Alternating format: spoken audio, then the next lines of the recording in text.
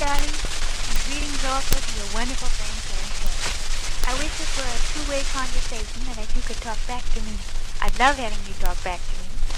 Well, this is January 14th, 1945. Another very sunny day here in San Diego. Just some more of our usual weather, as we always smugly say. But truly, we have had very little unusual weather here this so-called winter. Only just a few good showers. If we don't have some more within about a week, I'll have to water all my victory vegetables and morel flowers. I know that it must be really unusual weather you are having there, for we hear reports that it is the worst winter in 57 years. It would be bad enough to have a winter like that without having the war. How I hope that the end of both winter and war will come soon. To judge from the marvelous postcards that you have sent me, buddy, both your French friends and Paris must be infinitely delightful and worth knowing.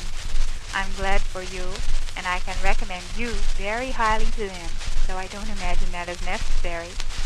I always warn everyone that I can't be modest about you, and they are always very thoroughly convinced of that fact after they've known me 5 minutes.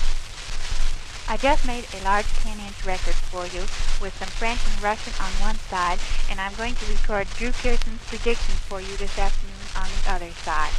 I'll have to send that record by regular mail, as it will be over the limit weight for airmail, so it will reach you after this one.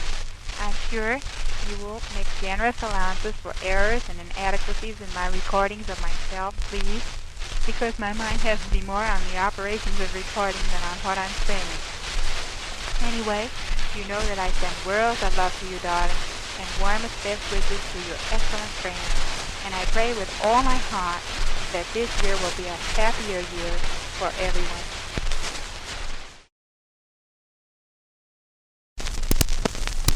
Hello, honey. This is you-know-who, and very important, and very happy, am I to say. Here is Lawrence. Do you recognize his voice? I suppose it's quite a long time since you heard it. But here he is, and a mighty nice boy he is too. Lawrence speaking. I arrived in San Diego about over a week ago, but I thought my relatives lived in Los Angeles, so my grandma's old home address. If I remember right, I owe you a letter. I got yours when I was in the subbase in New London, Connecticut.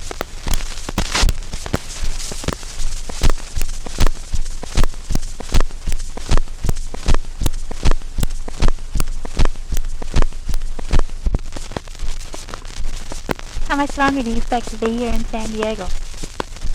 Just about 3, we go back to Connecticut to get a boat. Just came down here for a sound school. It's interesting, but I don't like it too well. Too technical. Don't let him fool you. He's been doing just well at it. And say, buddy, he came out this morning, and then this morning we went out to the beach. Oh, no, afternoon it was. And went up to La Jolla and Mission Beach and over where you used to love to go swimming. And then we went to Sunset Cliffs, and we've had a grand time. It's awfully nice to have a boy around again. You know, that come home one of these times if you get a chance. Looks like this side of the record is just about played out. So we'll turn over to the other side, and then I want Lawrence to say some more to you. He's so hard to think of anything to say when it comes to making a record. Did you hear him running away?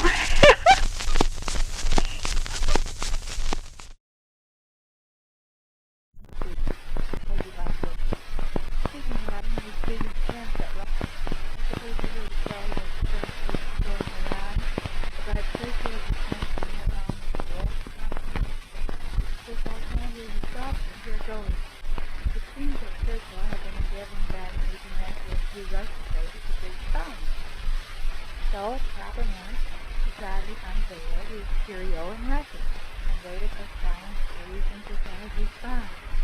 What happened was that Stalin and his interpreter did experience surprise, but bewildered Johnson, and then the interpreter said apologetically, "I'm sorry, Mr. Churchill, but I speak only 2 languages, English and Russian."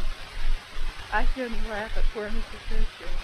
No doubt the same thing would happen to me if I thought about my "Yes, you rock" straight out of a camera. For the benefit of any Russian from my good friends with the Russian words.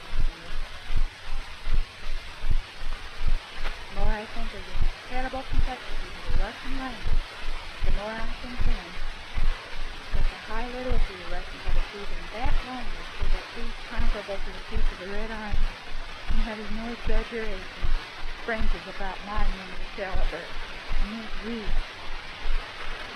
Well, John, today is February 20th, what a spring baby in Condiella. I certainly do hope that your weather down Paris will soon be more like the weather here. Probably it will be that time. And if that's what happens to us at the end of the war, and they will be home again, will be considerably nearer by that time, too.